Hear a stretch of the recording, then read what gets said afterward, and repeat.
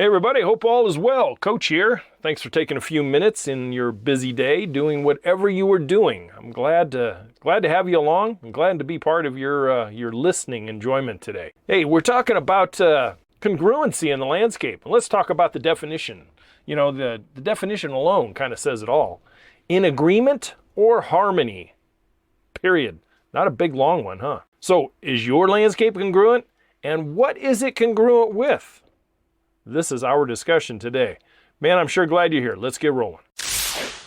You know, that word alone, congruency, is an adjective that applies to so many things. You know, you heard it in math class, science, astronomy, people and relationships, etc., etc., etc. So how do we bring the topic of landscape congruency into the broad brush strokes of the actual definition, congruency? You know? It's something I learned many years ago, and I thought it'd be a good topic to share with you today. There are a few subtopics that I picked and we are going to address in order to accomplish landscape congruency thought ahead of time, ahead of actions. Care to hear them? Okay, here we go. In no particular order, here's the top 5 that I picked. Number 1, your lifestyle. Number 2, the environment you are in. Number 3, the purpose. Number 4, the location. And wrapping it up with number 5, enhancements. You know, there are probably more. I could have come up with probably 10, but it starts to get a little redundant because one starts affecting the other and sounding like the other. So I kind of narrowed it down to 5. You know, by now you're probably getting a few clues as to where I'm going with this episode. It's something that a lot of DIYers and even some pros tend to kind of get wrong. Let's dive in just a bit into each of these little subtopics. I will use some examples to better clarify it for you as we kind of go along. Hey, number 1 was your lifestyle. And when I think about your lifestyle, I draw upon some experiences that I've had over the years sitting down with folks at their kitchen or dining table on initial consultations. And when I say your lifestyle, some of these come to mind. One was a large family, say 2 parents and 5 kids. Another one might be a single professional, no kids, but really highly social. Another one might be a husband and wife, 4 dogs, both work 50 hours a week, but no kids. Another lifestyle would be maybe a retired couple with 10 grandkids, but they like to travel too. Another one is somebody's really into motorcycles and they're not into gardening or landscaping at all. And finally, another one that I thought of was they love gardening. The more the better. It is quite their hobby. So you can see these total opposites of lifestyles. And how does this kind of fester into the landscape? Because I have seen some that are spot on congruency, and I have seen some that are so the antithesis of congruency. You know, all of these add up to very different lifestyles and the demands of which these lifestyles would be placed on the landscape itself. Would you not agree? Could you have a blend of these lifestyles kind of spilling over or melding into one of the others?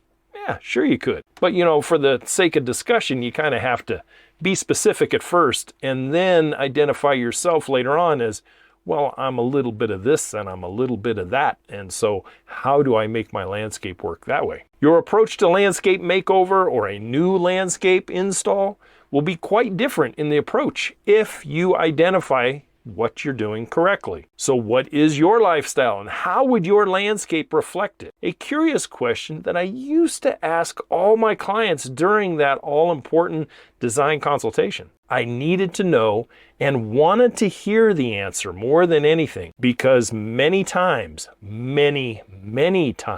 hundreds of times, I would hear from one party and then I would hear the other party. And then I would compare that to what I was seeing at the house, both indoors, outdoors, vehicles, neighborhood, blah, blah, blah. And there was no congruency whatsoever. Not in thought, not in wants, not in needs or anything else. And so, enter me, you know, and I was able to at least straighten out that very, very curvy road and make things a lot straighter so that it was easier to understand, and congruency entered into the landscape that had not only chaotic elements present, but also chaotic thoughts from the owners themselves. I'll take a short statement right out of one of my customers' mouths that I talked to many years ago. And here it is. I love color, Coach Matt. Lots of flowers, color throughout the year. Oh, but I don't want any maintenance to take me away from my kids and pets every Saturday. We're really busy people. Now, congruency, your wants are met by saying, I want lots of color. But your needs mean somebody better be out there working and making sure everything is healthy and deadheaded and planted and all that other stuff. Maybe you're just going to farm it out. I don't know. But can you see the conflict there? Conflict that is present? Your landscape is literally like a little amoeba. And if you remember from your science classes, those little amoebas that kind of change shape and form as they kind of move around underneath the microscope. Well, your landscape over time will do the same thing. And why? Because you change. Who you are in your 20s and early 30s is not who you are when you reach your 60s or beyond. What you liked back then, probably is not what you like now necessarily, at least to the same degree. And your wants and needs and your congruency of life comes out in different ways. So keep in mind, and I'm going to talk about futuristic thinking towards the end of this episode. So there you go. Lifestyle. Lifestyle is something that you have to be spot on, and you have to predict not only where you're at right now.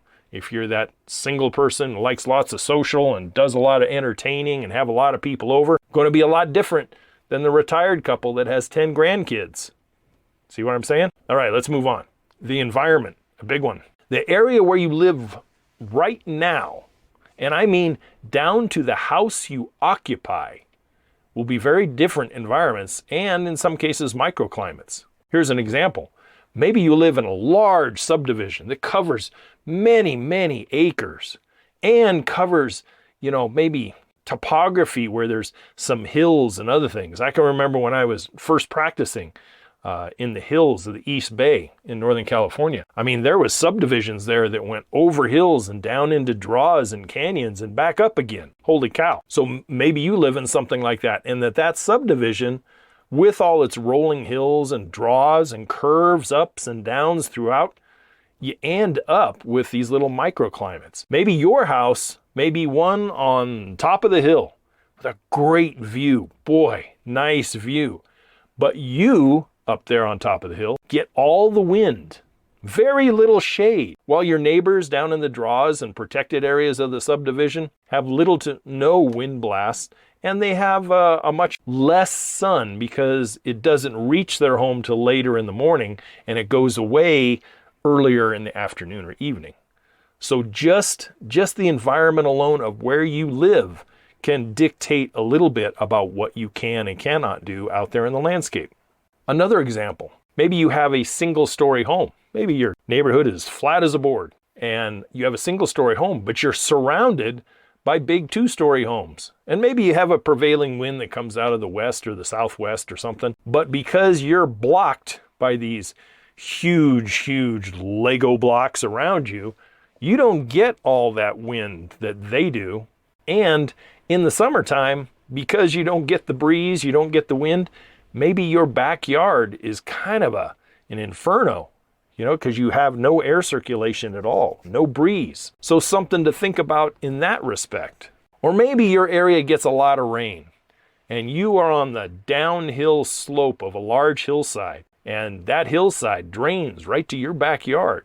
So your environment is, you get a lot of melt off in the spring, or you get a lot of rain and runoff that comes right down into your neighborhood and particularly maybe your yard.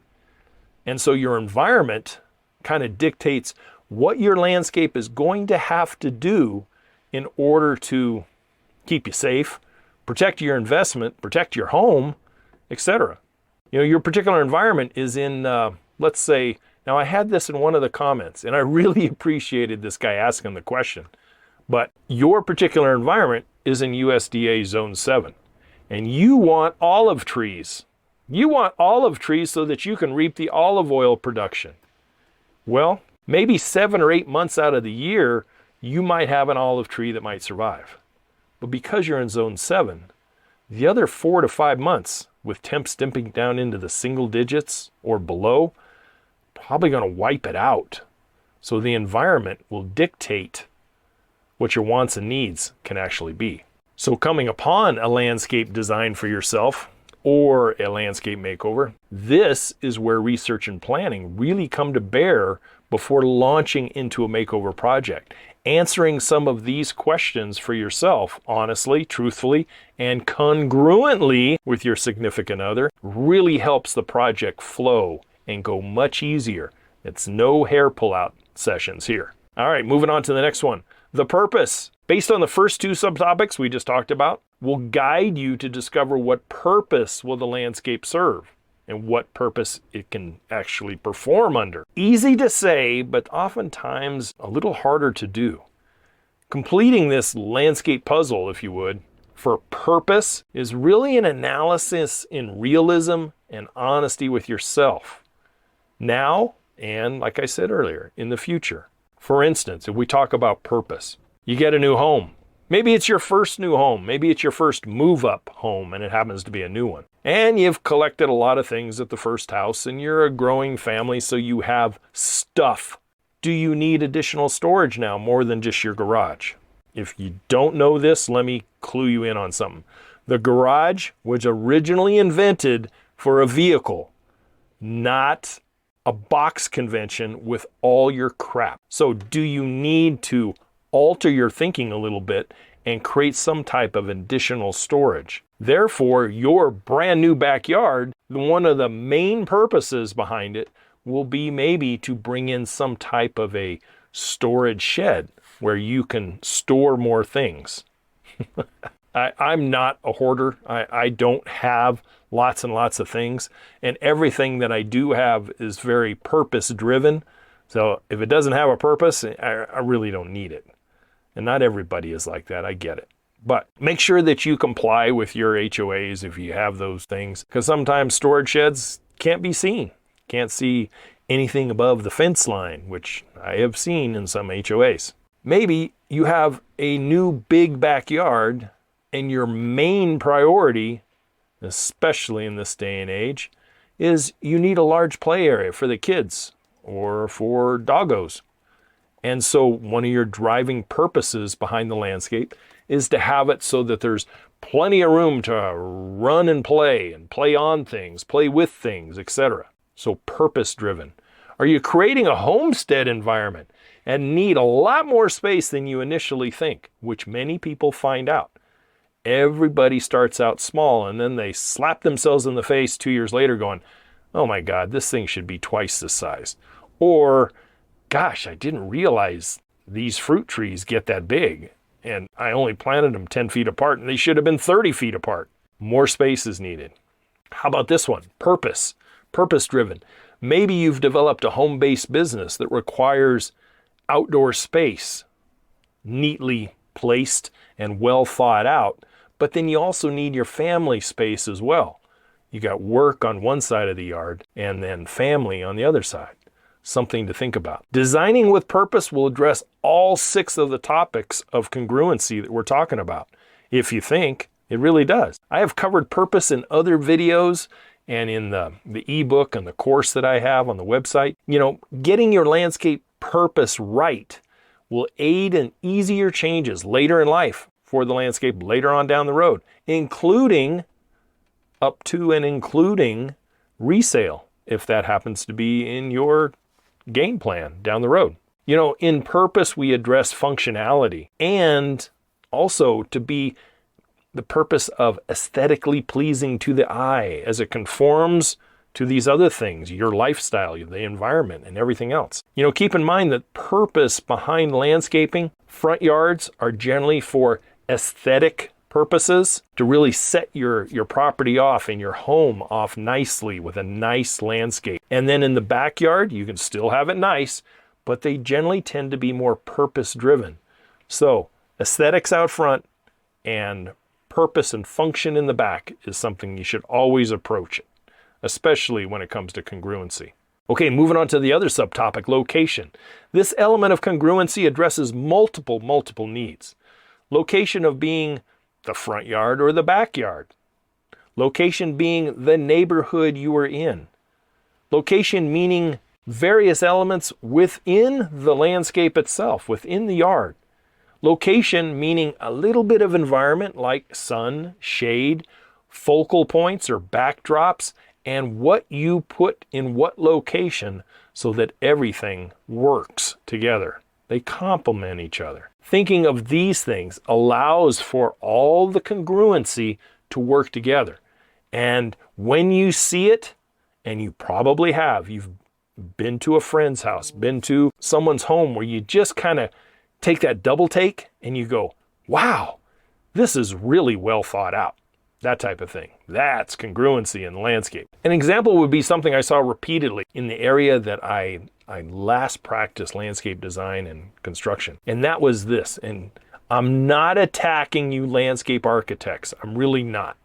But what I saw from some of the architects in one of these Northern California cities, especially in the 80s and 90s, was taking and placing things like Modesto ash and European sycamores and that kind of, and making them street median trees, or placing them in front yard landscaping developments where the yards were really small. This selection of trees was what the city had approved. So architects were plunking these things in, and within 5 to 10 years, sidewalks were buckled, streets were getting rumpled, front yards were nothing but giant root zones with little to nothing growing underneath them. And then on top of that, these cities would not allow a citizen to replace them unless you took it down and replaced it with another improved, highly destructive tree that they had on their list. Governmental intelligence. I'm telling you, it's people who studied this crap in a classroom, but has never gone out and see it in the field. I don't know. That's my rant for day. Another thing about location is think about location when you are buying your home, and to what degree of improvement will your new landscape give you in the form of return on your investment. You know, my first house in Hayward, California, it was an older neighborhood. It was an older house, obviously. Probably built, I would say, in the late 50s. That would be my guess. I'm pretty sure it was the late 50s. Certainly in an older neighborhood where values, you couldn't tell that to a 23, 24-year-old first-time home buyer, but they did not appreciate as much as some of the other neighborhoods. Now, I couldn't afford the other neighborhood as being my first house. So when I re-landscaped more for function, and I've spoken to this quite a bit. Drainage, I had a huge drainage problem. Lifestyle, I had a new one on the way, which basically means you don't have a lifestyle hardly at all anymore. And eye candy appeal for resale later, which I knew at the time was probably going to be under 5 years. I really did. You know, if I had thrown tens upon tens of thousands of dollars into this landscape, well, number one, I didn't have it. Or even if I took those dollars and threw it into the home itself, I never would have recovered those investment dollars.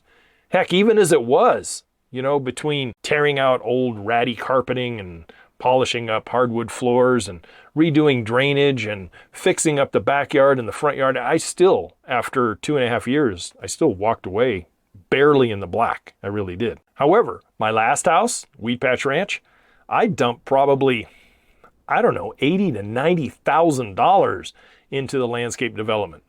Number one, because there was no landscape at all. It was just a pasture practically with a driveway at the middle and a couple of houses on it. In that case, the neighborhood, over the time we were there, bore out the investment, and it paid off when we sold. It really did. So it really depends on your location as far as how much dollars you can really throw at it and then expect to recoup that later on. Here's another idea about location, of melding landscape areas or locations within the landscape to work well together as a rule. And these are things I have actually seen. Number one, a chicken coop right next to the water feature by the patio. The outdoor kitchen and entertaining area next to the dog run or chicken coop. Vegetable garden on the far side of the backyard and no water to it whatsoever, so it's a giant hose dragging session.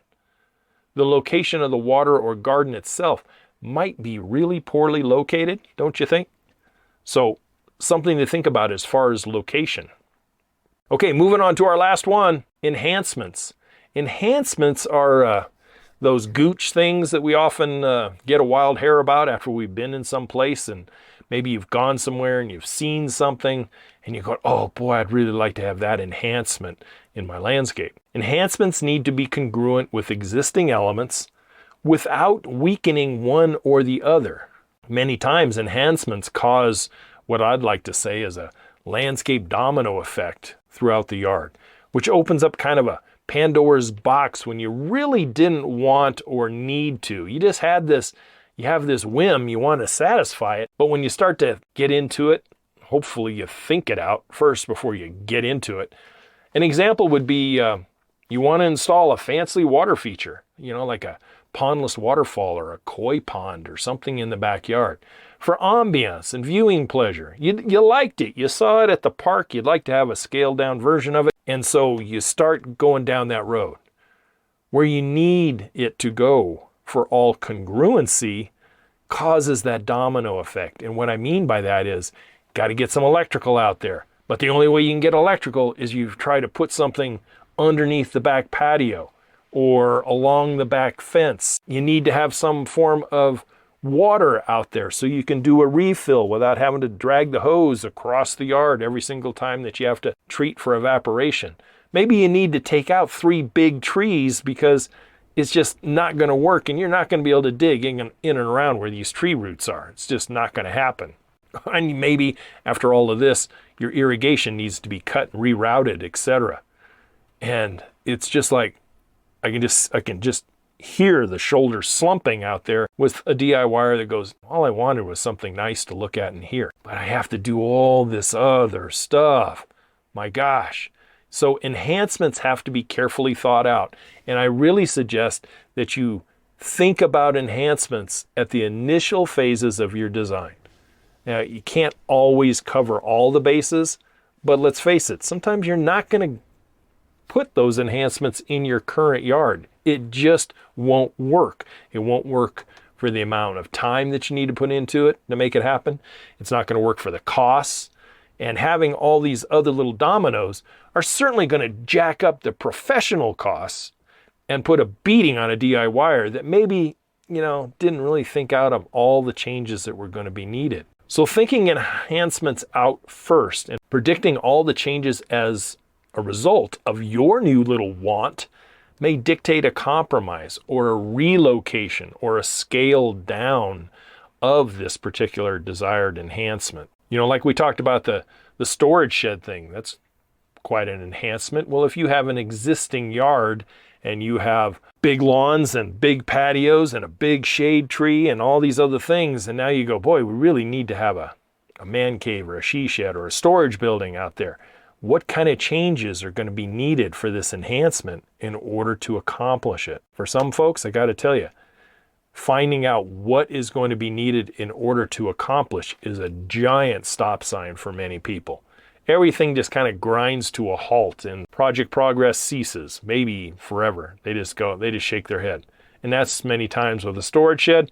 They go down, the other side of town and put all their extra crap in a storage building and pay another rent fee every month. Maybe that's the easiest solution. It was never that for me, but hey, for some of you. In the end, all elements of the landscape should be congruent, and congruent in such a degree that many needs and wants are satisfied, but those needs and wants also work together and they complement one another in the end.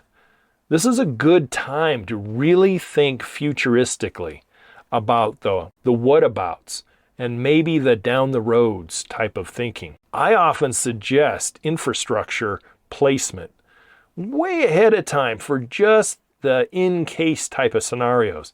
And when I say infrastructure, it doesn't cost a lot to put in a blank 1-inch electrical conduit or a 3/4-inch electrical conduit from some place where you know you have power to where maybe down the road you're going to have a water feature. And next to that, or just above it, depending on what your code is, you could put a 3/4-inch PVC line out there so that someday you could hook water up to it from a convenient location and extend it out to where that water feature is going to be. And now you don't have to be tunneling underneath patios or putting stuff on fences. You know, you're not going to have to reroute irrigation because everything is done ahead of time. And if you don't do it, all right, so you put in $20 worth of conduit and you capped it and there it stood. And if somebody, when you sell, goes, "What's this for?" You can tell them, "Hey, I thought maybe one day I'd put a big pondless waterfall out here. I never did, but I have the water line and the power line here blanked underneath the ground. So, you know, if you have an idea down the road, it's already in place for you." You really look like a person who thought it out. Maybe you didn't accomplish it, but you were certainly thinking that way. Guys, I would like to take a minute at this point and thank the viewers and the commenters this week particularly. A lot of engagement and a lot of dialogue, and I really appreciate it. There are some people out there that are always going to be kind of negative, but I oftentimes answer a lot of the negative stuff with questions to them, which makes them think a little bit, I think. So, anyway, I appreciate you all. I really, really do. Hey, until next week, as always, to your landscape success, hey, please take a look over at the website if you have a couple extra minutes. Our freebie giveaway that we always have has changed now, and we have a brand new checklist out there for you. You might want to look at it. Doesn't cost you a thing. The 15-step DIY checklist and associated podcast now has a cost attached to it. We are running a small business here, and I have offered it for free for over 3 years. So take a look at it. It's gone up to a whopping $2, and I still think it's worth 10 times that. But until next Friday, I'll say goodbye for now. Thanks for listening, and don't forget, if you have a landscape question, you can always email me at any time, youryardcoach@gmail.com. You guys take care, be safe, be productive. I'll catch you next week.